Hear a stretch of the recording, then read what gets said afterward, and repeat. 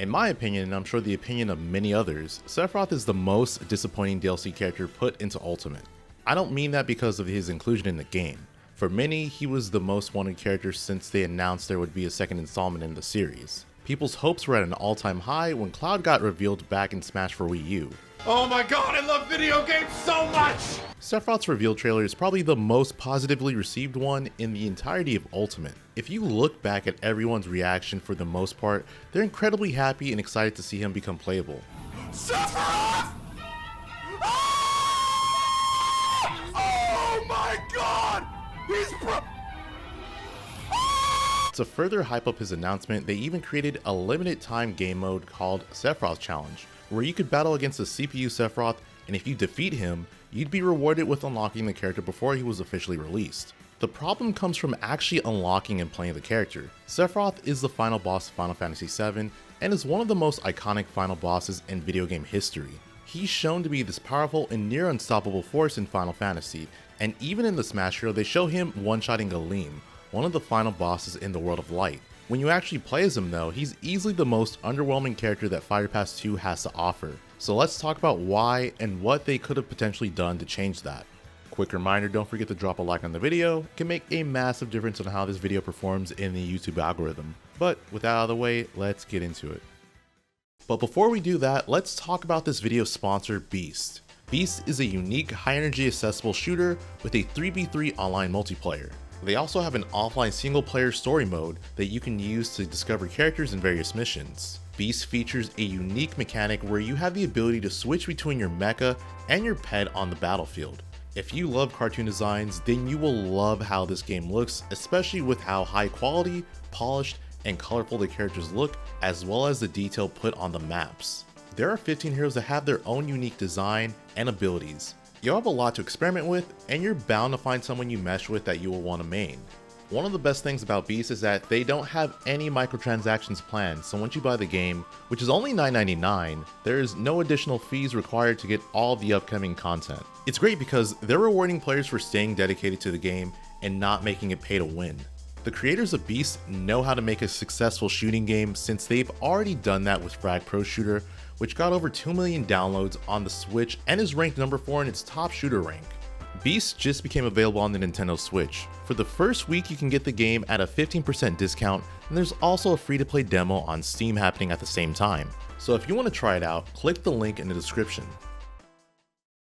I think the most glaring flaw Sephiroth has is his weight. The reason I say this is because every other issue I'm going to mention wouldn't be nearly as bad as they are if it weren't for the fact that he has the potential to lose stocks very early due to how light he is. Sephiroth is the same weight as Kirby, Pikachu, Olimar, and Mewtwo.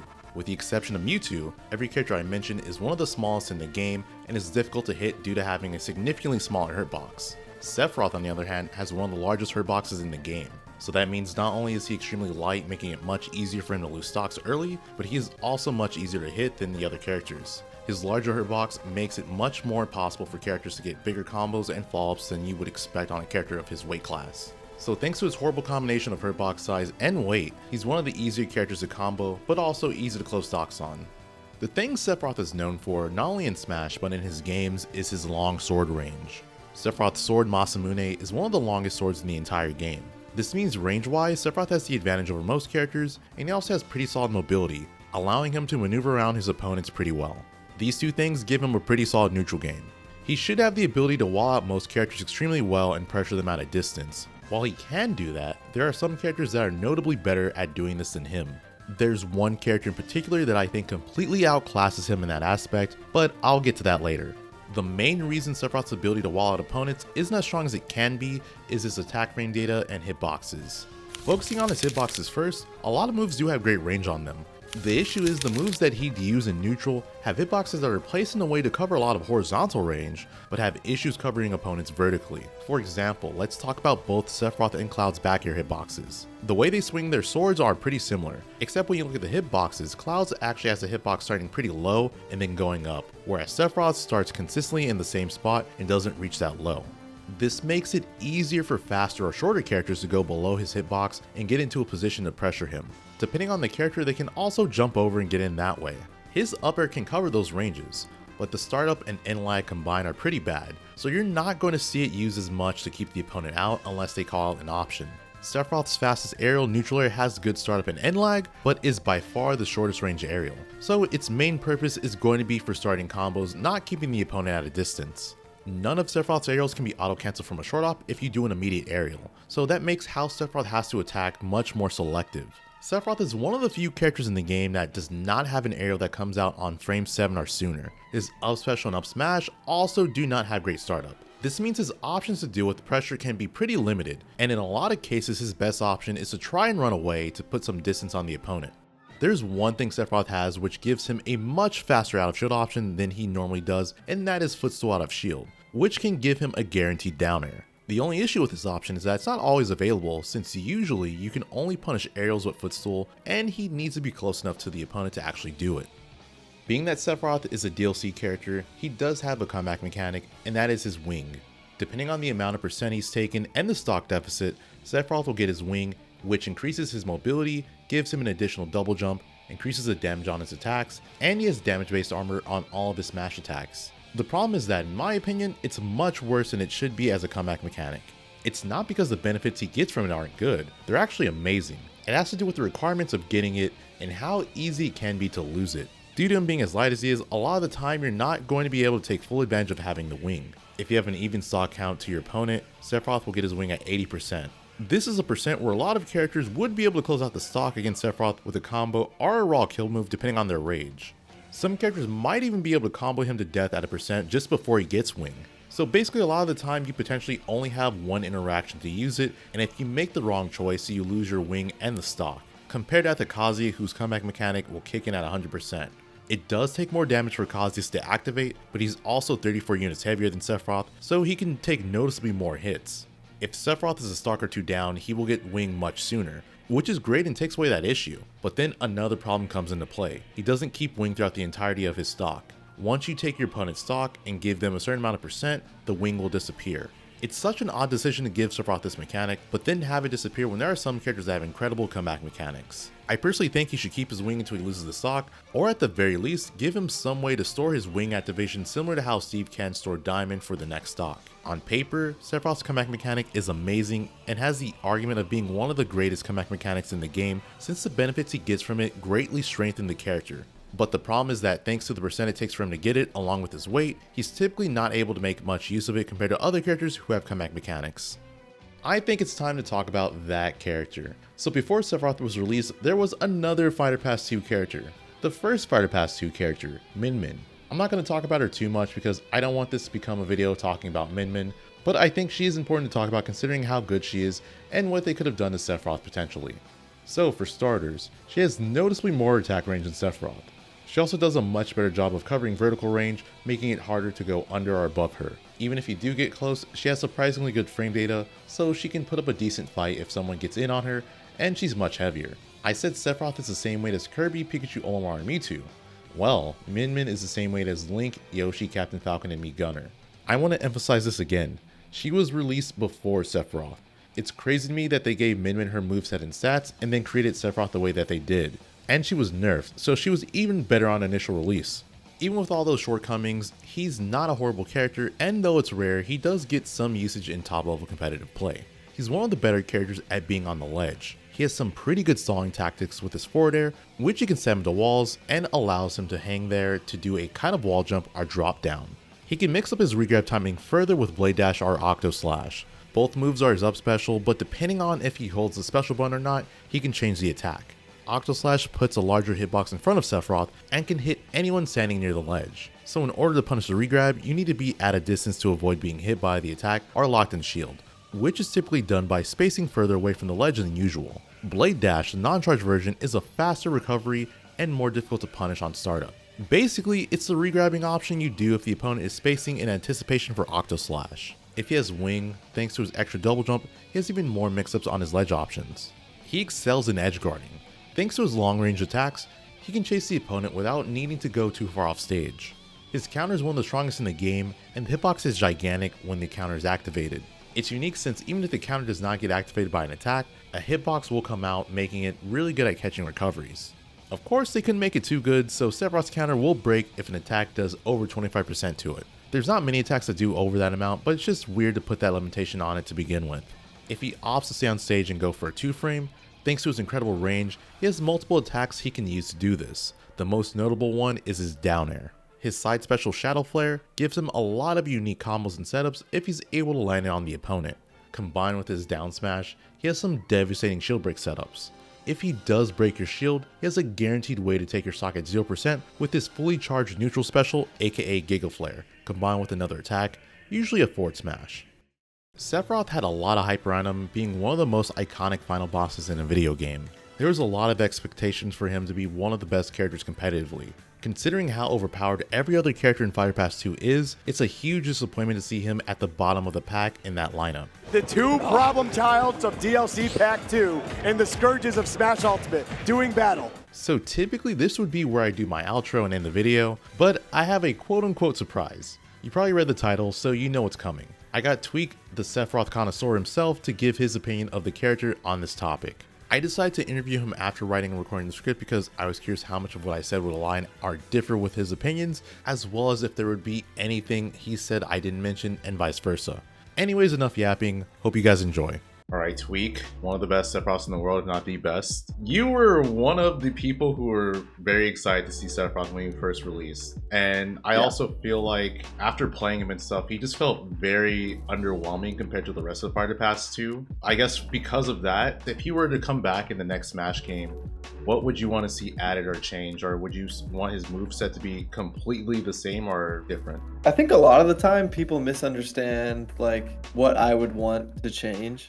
Because, you know, when I'm streaming a lot, the conversation is always, he needs to be heavier, he should have wing all the time, blah, blah, blah. It's always like very like extreme, obvious examples. And I don't necessarily want that. I actually really like the way Sephiroth is designed. I really like flowing between wing and no wing. And I really like his design. I think he's really cool. I just think he sucks. But I'm not asking him to be like a heavyweight. Like I don't think his weight is even a problem. So I don't think weight ever really determines a tier list, like pretty much ever, unless it's pretty extreme. Obviously it's a bit of a weakness, but like Sonic's light, no one cares, like stuff like that. Like at the end of the day, like it's about the kit. The biggest thing I would really like if Shadow Flare wasn't negative on hit. I would want it to be easier for him to like disengage after he lands it, and like, because if you land it and you get like jabbed for landing it, then you don't get to combo off the explosion, you don't get to put pressure on them. Yeah, it's rough. Also, I would really like Blade Dash to be different in some way. I have like this fantasy of if he connects it, I would like lag to be shaved off of it and he can like combo or something like that, or like quick attack in a way where he hits a shield and he gets to do one more, or like something like to make it easier to pre-position as the character, because it's really hard to always be in a position as Sephiroth that's comfortable. You're always getting harassed and bullied, and they're always just closing the gap and kind of like disrespecting your attacks. And that's another thing. His attacks are always usually active for 2 frames, and they're very thin. I kind of call him like Belmont in a way, but he like can't angle his aerials or anything, where his effective range is actually very bad, and but the moves are large, but like I said, the effective range, like I would much rather have an Ike neutral air or an Ike forward air, like stuff like that, because a lot of his stabbing moves are just not worth it. His forward tilt and dash attack are the same frame, so catching someone's neutral get up with like a forward tilt is like impossible and very obvious. So his ledge trapping is very bad. So basically his like best and most important moves become very separate. Shadow Flare is really important, but it's not his best move. And then neutral air is like his best all-around move just because it's such a generic Smash Bros attack. Yeah. And then a lot of his sword moves just aren't very good. Like he's a bad ledge trapper, but he's a good corner pressure character because people are very scared in the corner because he's so far away. But he's not actually going to do anything on the ledge, and taking stocks and getting wins just becomes so one note and obvious. Yeah, he sucks. He sucks. I guess my takeaway is like one of the main things you would want changed is, or I guess it's small a couple things. Yeah. So you would just want him to have like more generous hitboxes on his sword, like his sword swing. Maybe a little bit more activity, or like angling a forward air would be crazy and like fun for everyone, I think, to like play as that. Making Shadow Flare like a little bit more lenient. Yeah. Like I like the way he transitions from wing and no wing, and I like a lot of the mechanics, like the swiping and stabbing moves, like how the sweet spots change. I think his design is great. Yeah, and then I don't know. I think his down smash is weirdly bad as well. It doesn't like actually break shields when you need it to. It kind of just scares them, and then their shield like doesn't break, and then they remember that they have to worry about it. Yeah. People can really disrespect the character, or they can just overly respect him to the point where he doesn't get anything, and both work. Also, his neutral B is terrible. The first level of flare is really bad. I think the second one is good if you time it like as they grab ledge. You can kind of lock their timings. And then Giga Flare is obviously like shield breaks, or like if they really if they give you enough time when they're recovering, sure. Yeah. But his neutral B would be a lot cooler if his canceling is also kind of sluggish. Using it as a visual cue in neutral isn't very strong, because they don't care if you release it, so they know you have to cancel it. Yeah. So it doesn't actually do anything as a visual bait. Yeah, I don't know. My favorite move is like up tilt, and it's just I try to implement it, and it's really good when it works, but it's just I don't know, man. I don't know. Yeah. It's hard. It's hard to make him work. I like all of his moves. I like his dash attack. Sometimes I feel like I need to use it more, but it feels like nothing ever really gives me what I need to really win. Like Footstool Dare, it's like a nice piece that you would think would like complete the character. Doesn't really do anything. Dare doesn't kill even with wing. It like sends it that corner so they can just DI it really well. It's also frame 19. Like God, his frame data is just not good. I love reverse up air in neutral because it threatens that like 45-degree angle they're always pestering you at, because it beats shadow flare, forward air, back air, F tilt. So up air is a good call out, but it's so weak to shield and parry as well. Like even slow characters will punish it on parry. So if you're too preemptive, it's just rough. I think his best traits are like his fall speed. He's very tricky because he's like jumping and hitting the ground quick. It complements his grab game, which is a lot better than Cloud's in terms of frame data and combos. You know, it doesn't do much after that. I think his jab is solid. It's a frame 5 jab. The jab 1 is pretty decent. His down tilt's kind of active, but he's not getting follow-ups off any of this stuff, man. It's just so hard. You can be disciplined the whole game and then just kind of lose at the end of it. I'm not gonna lie, I'm surprised just to hear you say you wouldn't really change much about him. You just want his soul kit to be overall better. Yeah, I think it would take away from the fun and creativity of his design if you just like did some drastic change. Like, oh, he has wing for longer. It's like I don't think that's very interesting game design. And honestly, I think a lot of the way people play Sephiroth in tournaments, because he's so unforgiving and bad, a lot of people end up playing him in tournaments very simple. Like they just spam aerials and F tilt until someone wins or loses. And that's probably not the way to go. But the other way to go is way harder and way more disciplined, and you might lose anyway, so I get why they play him more like a Lucina or Cloud. But I actually don't consider him to have that play style. He uses a lot more of his non-sword moves, and then once he establishes some sort of advantage, then he starts using his sword moves. So he's more like a Link than a Lucina. That's always been my comparison for like many years. He requires more setup, and then he starts using his sword. Because if you just start using your sword, you're just like, it's just too laggy, too slow. But yeah, I would just want more fun mechanics. It's like nerfing Steve. I don't want to make Steve like boring. I just don't want his F smash to kill me at 5%. Like, you know, like I want him to do all the cool block stuff, and like I don't want to take away anything creative. I just don't want him to be like that, like unforgiving to play against. Same thing with Sephiroth. I just give me something cool. Like I love the fair stab mechanic. Like, you know, make Blade Dash cooler. Maybe give something to Octa Slash or Neutral B. Like, I don't want you to just make him as heavy as Ryu and call it a day. Like that's boring. And honestly, he would probably still suck. He would probably, if his weight was slightly different, he would probably, it doesn't change the numbers. It's like saying like, oh, you know, Wing is so broken. It's like, well, he's faster, but his moves aren't. So like, it's a big buff, but like, I would rather look in different areas that would just like have more potential to like make him really good. That makes sense. Yeah. That's it, unless you want to add anything else. Yeah, thank you. Yeah, no, sorry. I ranted about Sephiroth all the time, so I was ready to go. Yeah. Also, hot take, I think up smash is better than down smash. And then I think forward smash is useless, but everyone already knows that. I think his down smash is overrated and his up smash is slightly underrated, but they still kind of suck. Okay. And that is it for the video. Let me know in the comments what you think about Sephiroth and if you think he is the most disappointing DLC character. If you disagree, let me know who you think is. Reminder again, if you like the video, to drop a like on it. It really does help me out a lot. And subscribe to my channel if you want to see more Smash content. I also stream, so yeah, subscribe. Thanks for watching, and I will see you next time.